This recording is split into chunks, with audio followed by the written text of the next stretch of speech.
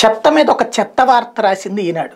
ఏంటంటే ముక్కు మూసుకుని కళ్ళు తెరుచుకుని సర్కార్ చెత్తశుద్ధి చూద్దాం రారండి అంటూ సీఎం జగన్ మాటల్లోనే గనం పట్టణాల్లో వ్యర్థాల నిర్వహణలో నిర్లక్ష్యాన్ని రాజ్యం, డంపింగ్ యార్డుల్లోకి యథాతథంగా వ్యర్థాలు, నదుల్లో కొనసాగుతున్న మురుగు ప్రవాహం, 65 పట్టణాల్లో ఎస్టీపీలకు నిధులు లేవు అంటూ రాసుకొచ్చారు. అంతా బాగానే ఉంది. ఇక్కడ ఏంటంటే దాన్ని చెత్తని ఎక్కడ వేయాలి? డంపింగ్ యార్డులో కాకుండా ఈనాడు కార్యాలయాలు వెళ్ళాలా, లేకపోతే రామోజీరావు గారి ఇంట్లో పోయాలా?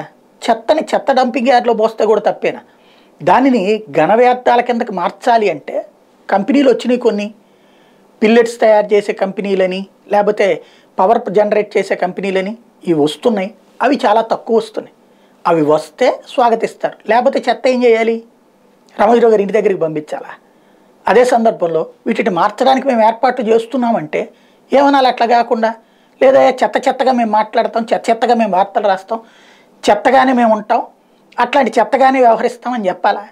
చంద్రబాబు నాయుడు ఉన్నటువంటి సందర్భంలో విజయవాడలో సింగినగర్లో పిల్లెట్స్ ఫ్యాక్టరీని పెట్టారు కమ్యూనిస్టుల ఆధ్వర్యంలోనే. ఇప్పుడు అదే ఏరియాలో జనం అందరూ తిరగబడుతున్నారని ఆ సంస్థను ముగిపించారు.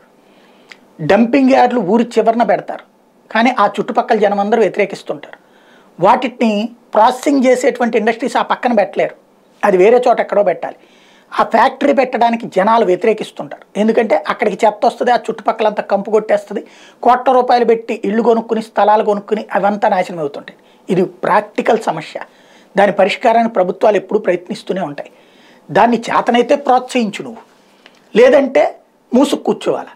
కానీ అడ్డదిడ్డమైన వార్తలు రాసి అడ్డదిడ్డంగా ప్రజల్ని మోసం చేస్తూ సాగేటటువంటి ధోరణి రామోజీ గారి లక్షణంలో ఏమాత్రం మారలేదనడానికి సాక్ష్యం ఈ వార్త.